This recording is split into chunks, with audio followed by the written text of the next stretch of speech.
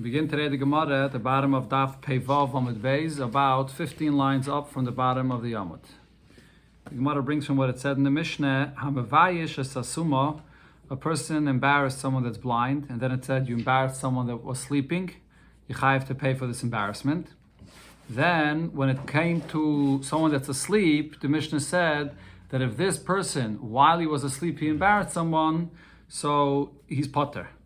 So from the Mishnah, it's mashma that when it comes to a person that's blind, just like the Mishnah said, that if you embarrass someone which is blind, you chayiv to pay, so too, this blind person, if he embarrasses someone else, he's also chayiv. Doesn't make a distinction like it does regarding a person that's asleep. So this Gemara says, Masnisin deloy Rab Yehuda. Our Mishnah that holds that a blind person that embarrassed someone has to pay for that is not like Rab Yehuda's opinion. The Tanya, in the Brayso we learned, Rabbi Yehuda says, Suma ein le boishes. A suma, person that's blind, there's no embarrassment that you have to pay for him, if you embarrassed him. V'kach, and that means if you embarrassed a suma, you don't pay. And also, Rabbi Yehuda is saying, the suma that embarrassed, a blind person that embarrassed someone, you don't have to pay. And v'kach, and similar, Rabbi Yehuda paiter mechai v'goliyos. A suma, he killed someone b'shegig, he doesn't have to go to Golos. He doesn't get any malchus, or Mrs. Bezin, or no Mrs. Bezin for him either. So the Gemara brings a source of Rabbi Yehuda's opinion. My time at Rabbi Yehuda, what's the source of Rabbi Yehuda said? Gomar einecho me'edim zaymimin. He learns out the term einecho. It says it by Baishes. The pasuk says le'sochais einecho olav, and by Edim Zaymimin, but that's actually, by Edim Zaymimin it says, Le'sochas Einecha Olav. And over here, regarding the payment of Baishes, it says, V'katzaisa es kappa, Le'sochas Einecha. So we learn out from Edim Zaymimin, Ma Hasam Sumaloi, just like by Edim Zaymimin, you can't say any testimony if you're blind. So there's no din of Edim Zaymimin for a blind person. Avhacha, so to over here, Suma Loi Mechai V'Golias. A person that's blind is not gonna be Chai of Golis either. Okay, one second. Avhacha, so to over here, we say b'negei to by Baishes that you're not going to be chayiv. Okay, there's an interesting ha'ara over here from Rabbi Kivega on this in the Gilyon HaShas. He says that seemingly it is possible for there to be Edim Zaymimin even by someone that's blind. If he saw whatever he witnessed, he saw when he was able to see, and then now he's saying the Eidos when he's blind. So he's able to say this when he's blind. So Rabbi Kivega says, based on a Gemara, he brings from a Taisvus actually in Bava Basra, that a suma, the reason he can't say eidos is not only because he couldn't see, so he can't testify, but even if he's able to see, and later he's going to testify, a suma is posel eidos. A suma is posel eidos, brings a pasuk, oira, so a suma is always going to be, there's no eidos by a suma b'chlal. Okay, so an interesting thing. Okay, weiter. Sumen loy mechai v'golius. Rabbi Yehuda says a person that's blind, if he kills someone b'shegig, he doesn't go into Golos. The Tanya, the Brayso says, the pasuk when it describes a person that killed someone b'shegig, so it says beloy re'os. The pasuk there says that what happened is that vayapolol v'yamuz v'loyev v'lemakish ra'osai. So that pasuk it says b'chol leven ashiyam as well beloy re'os. He didn't see, he didn't realize. So prat l'suma. So this comes to exclude the suma. The pasuk, it sounds like it's saying a person that could see, but over here he didn't see, he didn't pay proper attention, and he killed someone b'shegig. So that excludes the suma. David Rabbi Yehuda. However, Rabbi Meir argues and says no. L'Rabbi says a suma. The term of b'loi re'os is actually coming to include a person that's blind as well, that he goes into Golos. So the Gemara will now explain this machlokes. My time with Rabbi Yehuda, what's the basis of what Rabbi Yehuda's opinion? Namalach Rabbi Yehuda tells you as follows. Pasuk says before this, you come together with your friend into a forest, and you're chopping wood there. So it's speaking about a person that was chopping wood in the forest, and then he killed someone b'shegig. So who came into the forest? Suma. This pasuk sounds like it's talking about anybody that comes into the forest, including even a person that's blind. Doesn't even a blind person could be coming into the forest. So then afterwards, Kasav Rachmana, the Torah in another pasuk says, Beloy Ra'is. And by saying that he didn't see, he didn't pay attention, so that's Lamute. It's coming to exclude this person that's blind. But that's a Beloy Ra'is is mashma, that he could see, but over here he didn't realize. Over here in this case, he didn't see. That's Rabbi Yehuda's miyut. Rav Meir says, Kasav Rachmana b'loy rois. The Torah here says that he didn't see in this case. Lemute, so that excludes a person that's blind that can never see. But also, the Kasav Rachmana, in the same place, right over here, a pasuk before, it says, Bevli das. Pasuk there says, Ashiyag Yakas Re'eyu Bevli das. What is Bevli das? Bevli das, Rav Meir understands, also means a person that's able to see, but over here he didn't pay attention and he didn't see. So if so, he says, Lemute. So this is again to exclude a person which is a summa that can never see, he can't pay attention. If so, Havamiyat Achamiyat, the Torah is saying two expressions that are mamayat, a summa, one after another, and the rule is, Ve'enat miyat achamiyat el l'rabis. When the Torah writes two miyutim, we're marba, and therefore over here, since there's the miyat of bavlidas and the miyat of b'loy ra'os, we're marba that it comes to include even a summa. Rabbi Yehuda will tell you this is not a double miyat here. Why not? Hahu bevlidas prat lemeskavenu. When the Torah says bevlidas, it's simply coming to say that a person that did something intentionally and it ended up killing someone, then you're not going to be chayav galus with us. So that's what it's coming to say. It's not another miyat to exclude a person that's blind. Chayav Mrs. Bezdin. Rabbi Yehuda said that a person that's blind is not going to be chayav any Mrs. Bezdin either. How does he know this? Asye reitzeach mechayve golius. He learns out the Gzeir Shava regarding golus. The Torah uses the term lanas shama reitzeach regarding a person that's a reitzeach b'mezid. The Torah uses the term reitzeach as well, as sichul koifel and nefesh reitzeach. So Gzeir Shava teaches me that in both cases, and here as well, there's no chiyuv of misa. Okay, he learns it out from mechayve golius.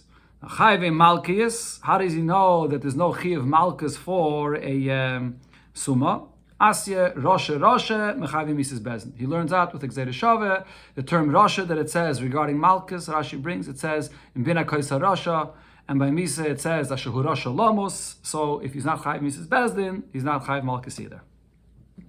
The Gemara goes on here, brings another brayse where actually it says Rabbi Yehuda holds that really a Summa is not Chayve in any mitzvahs, as we'll see. Tanya Doch, and another brayse we learn, Rabbi Yehuda says, Summa ein le baishes. A summa does not pay for embarrassing someone. And v'chein hoye Rabbi Yehuda paitrei mikol dinim shebetayre. Rabbi Yehuda pated a summa from all dinim shebetayre. So dinim shebetayre refers to all dinim mamanis, all money matters. That he doesn't have to, he's not responsible, he doesn't have to pay for any money things. My timer, what's the source? Rabbi Yehuda. On Makra, the pasuk says, v'shoftu eida ben amakke or ben goyel adam. So in the beginning of the pasuk is speaking about the Makkah and the Goyel Adam, someone that killed someone b'shoigig, and then there's a Goyel Adam, and then it concludes Ala Mishpata Meila, all of these halachas. What does this mean? Kol sheyeshna b'Makkah b'Goyel Adam. Anybody that the halachas of someone that killed b'shoigig applied to him, yeshna b'Mishpatim. All the other halachas, Mishpatim here again refers to money matters, applied to him as well. Kol she'einu b'Makkah b'Goyel Adam, someone that's not chayiv for killing someone b'shoigig, as we brought before, the limit for this, einu b'Mishpatim. So all other money matters do not apply to him either. Yet another brayse here, Rabbi Yehuda says, Tanya Idach, Rabbi Yehuda said, Summa ein le baishes. Summa doesn't pay for embarrassing someone. V'chein hoy Rabbi Yehuda paitrai mikol mitzvah amuris b'teira. Rabbi Yehuda also pated a summa from all mitzvahs in the Torah. Not just all the details that we said here, but he pated from all the mitzvahs. What's the source for this? Amar Rav Sheisha berei de Ravidi, my time de Rav Yehuda. What's Rav Yehuda's source? Amar Kra, the pasuk says, Ve'ela ha-mitzvahs ha-chukim va-mishpatim. So the Torah says chukim and mishpatim. What are the two things here? Chukim and mishpatim. We compare them. Kol sheyeshnu b'mishpatim. Anybody that's obligated in all the halachas of mishpatim, which refers to the money matters, as mentioned before, yeshnu b'mitzvahs b'chukim. So he's obligated to keep mitzvahs and all the other chukim of the Torah. But if you're not chayiv in mishpatim, so you're not chayiv in any of the chukim in the Torah, so you're pater from everything. So Tosfos says over here that according to one pshat in Tosfos, now that the Gemara brings this pasuk, mitzvahs, chukim, and mishpatim, so we don't need all the limudim that the Gemara brought before regarding the different details that Rabbi Yehuda says he's pater from, because you have over here this limud that says that there's no mitzvahs and no chukim for a person that's a summa. And according to one opinion, Rabbi Yehuda means to say all mitzvahs loisesa as well. Not only mitzvahs, chukim, but he's not chayiv in any mitzvahs atayah, including loisesa. Amar Rav Yosef. So Rav Yosef said about this subject here. Rav Yosef himself was blind. So Rav Yosef said, in the beginning I would say, Man da'ama halacha ke Rabbi Yehuda. Someone that will tell me that we paskin like Rabbi Yehuda, da'ama summa pater min mitzvahs, that a person that's blind is pater of mitzvahs, ka'avdina yemitava l'rabbanon. I'll make a yontiv and a suda for all the rabbanon to celebrate the fact that I'm pater from mitzvahs. My time, what's the celebration? D'loi mafkedina, I'm not commanded, v'ka'avdina. Mitzvahs, and I'm still fulfilling mitzvahs, and it's a great thing that I'm doing it lifnei mishuras adin, even though I'm not chayiv. But now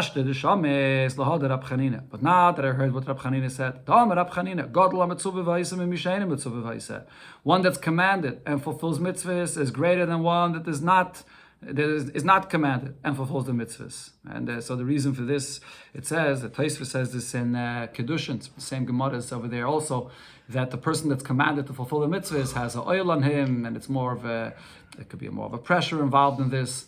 So it's more nisayin to do it. So therefore he has more of a schar. Tosfos is pshat. Other Rishonim say that the fact that you're mitzvah v'ayis, you're doing Ratzon Hashem. That's the tzivui is the Ratzon of the Eibishter. If you're not mitzvah, so you don't have Ratzon Hashem. In Chassidus it explains the same in Barichas, when you're mitzvah v'ayis, the mitzvah you do connects you to the Eibishter out of the limitations of what a human being is doing on his own, without a mitzvah. So it's a much greater thing to be a mitzvah v'ayis. So he says, now that he heard what Rab Chanina said, man da'amali ein halacha ke Rabbi Yehuda. Someone that will tell me that we don't paskin like Rabbi Yehuda, avdina yemetava l'Rabbanan, I'll make a big suda and a yomtiv for the Rabbanan. My time, why? Because if I'm fulfilling mitzvahs, I have more schar for doing the mitzvahs as someone that's commanded. Yam Shoshleim says in this Gemara, interesting thing, that he has a whole discussion beneged to which kind of sudas are considered to be a sudas mitzvah. He says from here in this Gemara you see that a sudas bar mitzvah is a sudas mitzvah. Because if Rav Yosef said this beneged to just finding out the fact that he's a mitzvah v'aisa, kol shekain one that becomes bar mitzvah, and it's actually the day that he's becoming v'choyev in the mitzvahs, for sure it's a yom tov l'rabbanan, it's a sudas mitzvah for him. It doesn't say it's a sudas mitzvah. Well, okay, but that's what he learns out from it. He says yom tov l'rabbanan. Yom tov l'rabbanan, he says, is the sudas mitzvah. So we learned over here in this Pedic, beneged to the 5 different kinds of payments a person that injures someone has to pay. So the Mishnah is going to contrast this to an ox that gores and damages and hurts someone. This is what's more stringent about a person that injures someone than an ox that injures someone. If a person injures someone else, as we learned here, Mishalim, Nezek, Tsar, Ripuy, Sheves, Ubaishas. You have to pay all these 5 things. Besides the actual damage, you pay the pain, doctor bills, the fact that he can't work, and the embarrassment. And also, there's another stringency you find by a person that damages. If he caused a woman to miscarry, so he has to pay now the loss of the value that she now went down because of the fact that she lost this baby.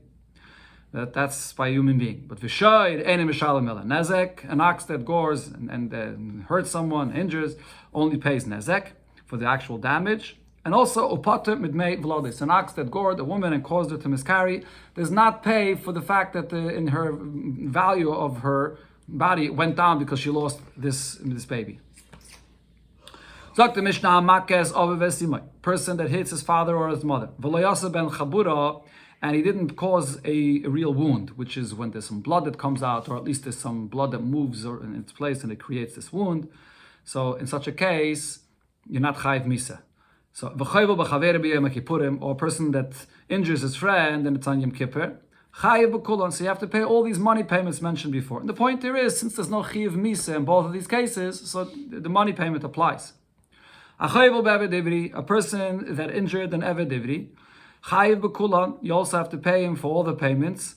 But you don't have to pay him for the fact that he'll be unemployed while he's injured. If this Eved Ivri belongs to you, because he's whatever work he can do it belongs to you, so it's your loss, it's not his loss. If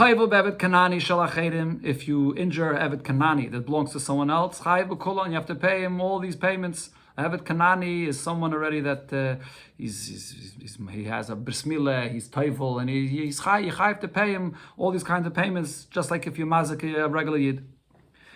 Rabbi Yehuda says, "Ein la'avodim boishes." By Eved Kanani, you pay them all these payments besides embarrassment. That doesn't apply by Eved Kanani. So the Mishnah another din, either a deaf mute or shaita or a child, pigiyasan ra'a. If you encounter in them, if you get involved with them in an injury, then it's bad for you either way. Why? Because someone that injures them, you'll be chayiv to pay. But if they injure someone else, peturin, they're potter, they're not liable for what they do. Don't have the das, they're not responsible. Similar, ha'eved va'isha, ha'eved kanani that owns nothing of his own, or a woman also, everything she has belongs to her husband, even a nichsim melug that she has of her properties, the husband is the one that all the paytas belongs to him. Pigiyasan ra also, if you get involved with them, so then you're going to lose out over here, because if you injure them, you have to pay. But if they injure someone else, they're potter to pay, they don't have what to pay with. But here, though, it's different than the chereshet v'katan, because aval mishamalach azman. But later on, when they do have the ability to pay, they will have to pay. It's not the pshat that they're not chayiv to pay. They're chayiv to pay, but they just can't. So therefore, Nizgasha Isha, if she gets divorced, on Nishtachar Eved, if this Eved gets freed, chayav l'shalem, they have to pay. The Mishnah goes back to the case that was mentioned before. Hamaka a person that hits his father or mother, v'asa ben chabura, and there is a real wound here. So he's chayiv misa for this. Or he wounds his friend on Shabbos, which is a malacha, and you chayiv misa for this. Potter mikulon, because you chayiv misa, you potter from any other payments. If you chayiv misa, komle b'derabim, you don't pay any money. A person that causes a wound to his own evet kanani belongs completely to him. Potter mikulon, you potter to pay all these different kinds of payments. Sagt Gemara, Boy Mine Rabbi Lazar Merav. Rabbi Lazar asked the following shaila from Rav regarding when you injure someone. Hachayvel bebas ketana shalacherim. If you injured a girl, a ketana, a child, a ketana that belongs to someone that has a father, that is. So chabal lemi, who do you pay now for this injury here? So the Gemara here is going to discuss: do you pay her directly or do you pay the father? Mi amrina, do I say, since we see that the father gets all the different incomes and profits that come to a girl and she's a katana, so too the injury that you have to pay for it also goes to the father. My time, why should the father get this? Because the ha'afchasa mikaspa. Now, the value of her body goes down because of this injury. So the father is the one that has the right to sell her as a eved, as a amivriya. The father is the one that marries her off. So now, because of this injury, she's not worth the same. So the payment goes to the father. Or maybe we should say that no, it doesn't go to the father. Why? Shvach nurim, the various different incomes that the Torah says that it goes to the father, like the kesef kiddushin, or the fact that the father could sell his daughter. The akni larachmane that the Torah says it goes to the father. Why? Because over here I see that this is something specifically that the Torah gives over completely, that the daughter is in the father's possession for this matter. And the Gemara here says regarding Kedushin, the father can marry her off to whoever he wants. He can marry her off even to someone that has boils all in his body, a despicable person. The father can marry Motzi, Masar, so the father can marry her to whoever he wants. So therefore, he gets the money for this. He gets the kesef of Kedushin. We see the Torah gave over the whole power of Kedushin to the father, so he gets the money for this also. But when it comes to an injury, if he wants to injure her, his own daughter, if he wants to cause this value to go down by him doing this to her, he doesn't have any rights over her actual body to do this to her. So therefore, like Kaila Rachmana. So maybe over here, if someone else does it to his daughter, and now her body value went down, so maybe that the father does not get. Maybe it's only specific things that the Torah, we see the Torah gave over completely to the father, that he gets the money, the kesef kedushin, but not the injury of her body. That she gets herself the payment for this. What's the Kaila? Yeah. The Shaila over here, the Gemara is talking about all the different kinds of payments. Yeah. Okay, so now the Gemara explains. Amalei. So Rav answered Rabbi Lazar. Loi zochsa teira la'av el shvach nurim bulvad. The father doesn't get from his daughter only the different things that the Torah says, the income of her work, or the kesef kiddushin, which the father has the right to marry her off. The father could sell her as an alma. Those are the things we see that the Torah gave his daughter over to him, so he gets the income of those things as well. But since he can't be chayvel in her, the body, her actual body belongs to her. He doesn't have the right to be chayvel in her, so the payments of that the father doesn't get either. So the Gemara asks on this the halacha from Rav. Eisvei, the Braisa says, a chayvel be'eved ivri, chayiv b'kulon. A person that injures an eved ivri, he has to pay for all the kinds of payments. Chutz min hasheves. He doesn't pay for the fact that he can't work. Bisman shu shaloi. And that is when this is the Mishnah actually, right? Sorry, this is what we had in our Mishnah, right? So he doesn't pay for the fact that now this eved is unemployed. Why? Because it belongs to him. The eved is his, so therefore it's not something that he has to pay for. So the Gemara's question is, shouldn't it be the same thing when it comes to a person's daughter? If a person's daughter is working and she has income, maisi adel of a person's daughter as a katana, who gets the income? The father gets that income. So when Rav paskin that all the payments go to the girl herself and not to the father, we were talking about all the payments, including the sheves, the income as well. So, but over here though, if you see b'negei to a eved that the master does not have to pay for the income of the work that he's losing out, so the same thing should apply for sure by a daughter as well, that the father shouldn't have to pay the daughter for the income. Or again, I'm not talking about the father paying for the daughter. Someone else, that is. Someone else that's paying for this income. Who should the income go to? It should go to the father. Because the father is the one that's losing out from the fact that his daughter can't work. So how could Rav say that all the payments go to her and not to the father? At least the sheves, the income, should go to the father. That's the shaila. Amar Abaye, so Abaye answers, Moed Rav b'sheves. You're right. Rav's halacha that all the payments for the injury goes to the girl herself. That's beneged to nezek, tsar, ripui, and baishis, but not beneged to the sheves. Since the income goes to the father, so if now she can't work, the father's losing. So the pay that the sheves does go to the father. The maisi yedel at shas bagrus, because whatever income a girl makes, earns, until the time she's a begeres, that's the age of 12 and a half, davu have it goes to the father. So the father does get the payment of the sheves. Eisvei, the Gemara asks from a braise on Rav, hachayvel bibnoi godel. A person that injures his son, which is a godel. Yitin loy miyad. He has to pay him immediately for whatever injury it is. Bibnoi cotton. If he injures his child, which is a cotton, yasel is gula. You have to tell you don't give him the money right away. You can't keep the money. There's no what to do with the money. You have to put the money into some investment. The Gemara soon going to say what that investment is, and then when he gets older, he'll get that money. Hachayvol bebitay katana. A person that's chayvul in his daughter, which is a katana, pater. He's pater to pay her. V'lo yoid el acherim shechavlu ba, other people that are chayvul in his daughter, which is a katana, chayavim litein laviyah. They have to pay to the father. So it's a clear brayse against what Rav said, that all the payments that someone's chayvul goes to the girl herself.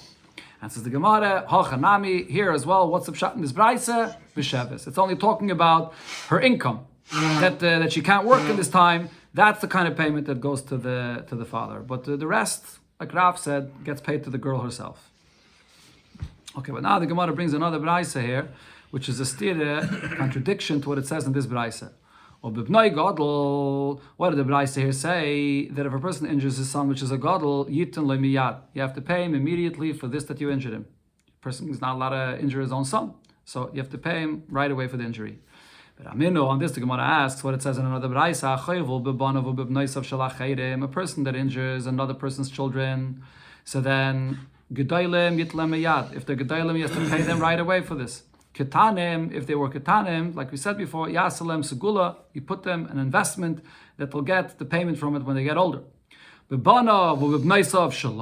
a person injures his own children, then pater, he's pater to pay for this.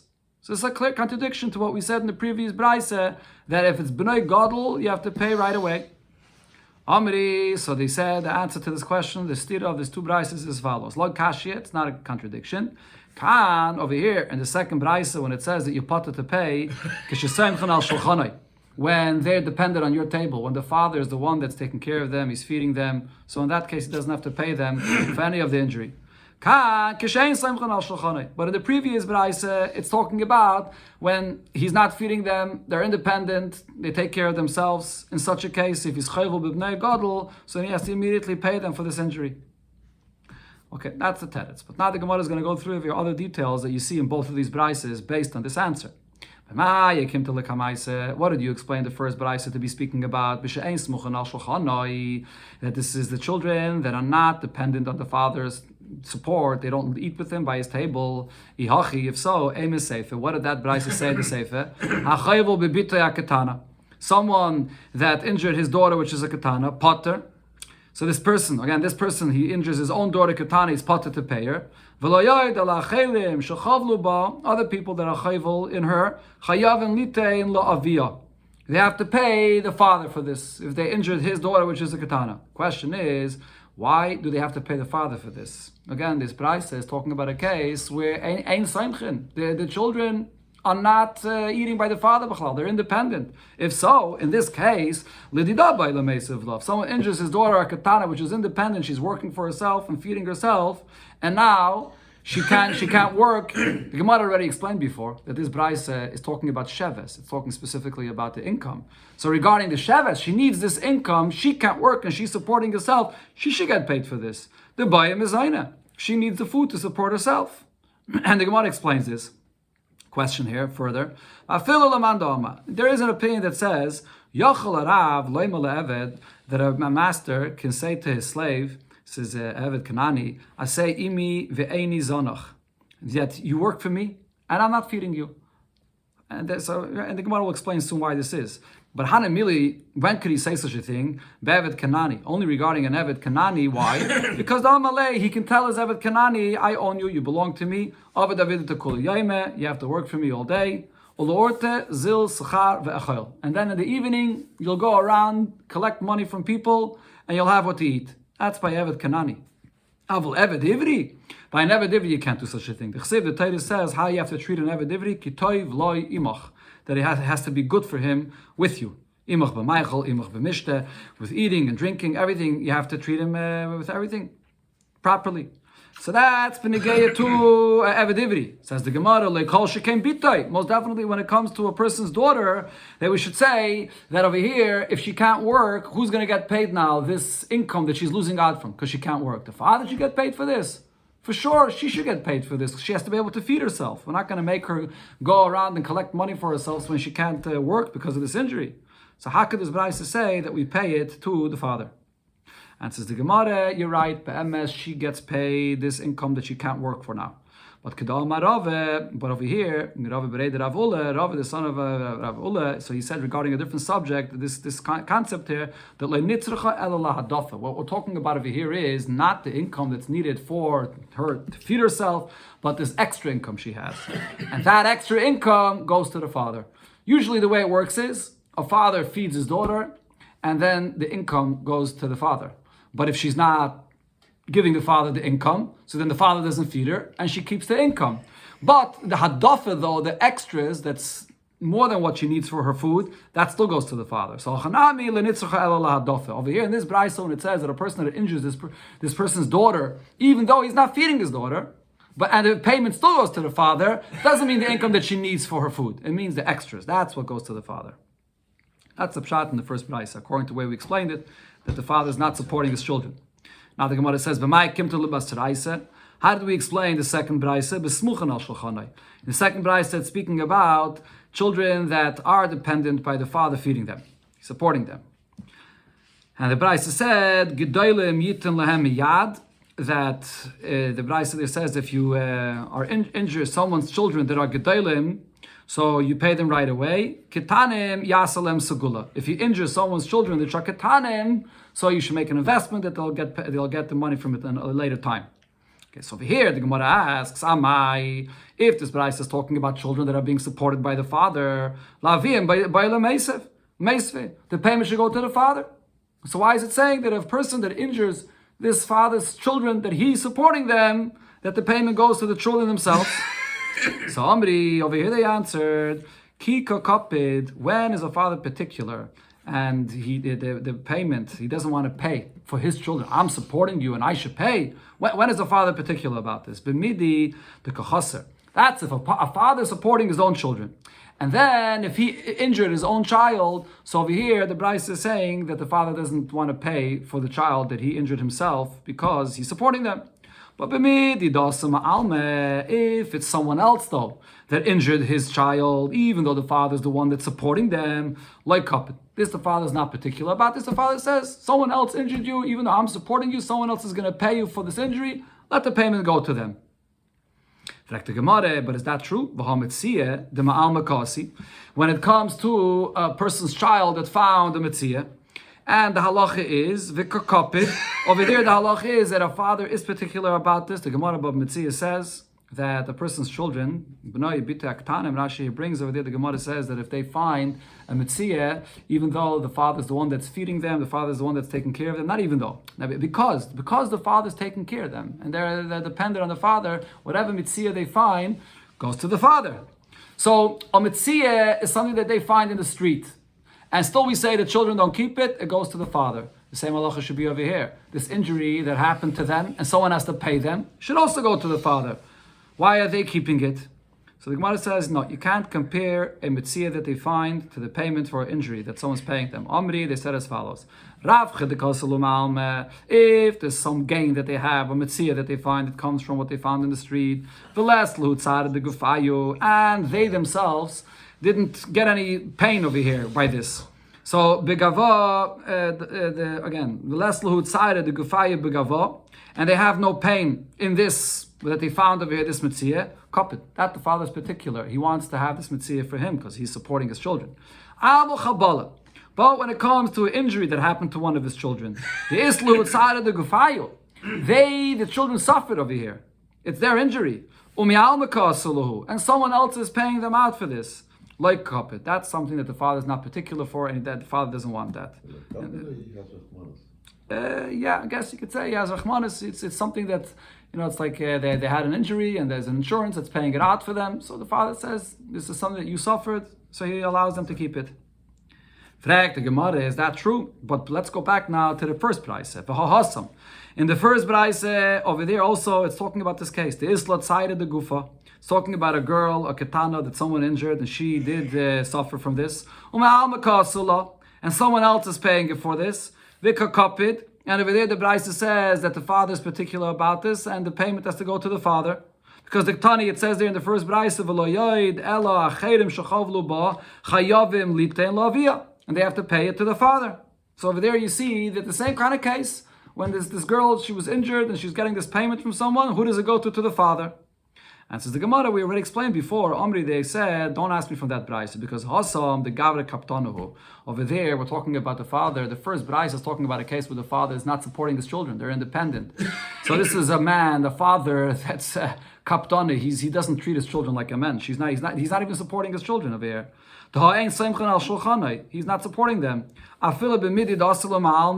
Even something that comes from other people that are paying, they're paying his daughter for injury that happened to them. Kapid. Their father is particular about this and he wants his payment. In the second brayse, the lav gavre kapdonahu.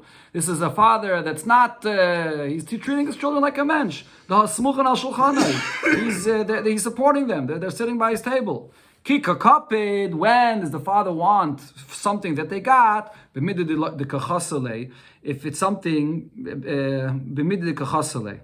if it's something that he's going to have a He's going to have a chesron. That he's going to lose out from this, right? But yeah, right. Only in a case where he has to pay out to them. If he injured them, so then that's something the father says, I'm not ready to pay you because I'm supporting you. But the midi, the asalume, alme, but if it's something that they get paid from somewhere else, and like the Gemara said before, it's something that they suffer themselves, there was an injury that happened to them, like kapid. That the father is not particular, and therefore they get the payment. So it depends what kind of father we're talking about. Okay, now the Gemara goes back to what we mentioned before, Benigaya to a child that got injured, so you can't pay him the money, he doesn't know what to do with the money, so you make a zgula. My zgula, what is this zgula, this investment? Rav Chisda Sefer Torah, you write him a Sefer Torah, and the Sefer Torah is something that will always remain, he'll have it. And Rabbi Baravuna Amar Dikla, you can invest in a palm tree, the Ochim and the Tamri. You'll always have the The palm tree is always there, and you'll always have the dates to eat from it. Now the Gemara goes back to the original halacha that Rav said regarding someone that injures a bas ketana. So who gets paid? Does she get paid, or does the father get paid? Reish Lakish said, like the psak din of Rav before, that lo zachsa Torah la'av l'shvach nurim bilvad. The Torah says only other kind of incomes. There's the Ma'aseh Yadayim or the money of the Kiddushin that the father gets, but not the payment of an injury. That goes to the girl herself. But Rav Yechanan argues and says, Afil p'tzia, any kind of injury, any kind of wound, the payment of this goes to the father. Now p'tzia, the term p'tzia means any kind of injury, even something that doesn't even decrease the value of the body. It's just any injury. And whatever payment there is, it goes to the father. And not necessarily in this case is there a payment of nezek, of the damages, of the value of the body that goes down. There's a discussion of Rishonim about this. According to, I think, most Rishonim, we're not even talking about the payment of damages, any doctor bills or baishes. That payment, even that, in such a case, it goes to the father. So the Gemara asks him this, how could Rabbi Yechanan say such a thing? P'tzia is such a kind of injury where the value of his daughter didn't even go down, so why should the father get paid for this? When Rabbi Elazar asked Rav the Shaila whether the father should get paid for the wound of his daughter, that was only in a case of a chabala, a real injury, in a case where the value of his daughter went down. The father has the ability to sell his daughter as a maid, so the father has a loss in this. But when it comes to stama, a wound that doesn't at all affect the value of his daughter, like there was never a shaila about this. For sure, it's her body and she should get paid for this. So the Gemara says, what Rabbi Yechanan meant was, if he causes her a wound on her face, even though it's not like a serious injury, like we discussed before in the Gemara, cutting off a hand or so on, but if it's in her face, even just a small wound on the face is an injury that causes her value to go down if she will be sold as a maid. That's the payment Rabbi Yechanan says goes to the father.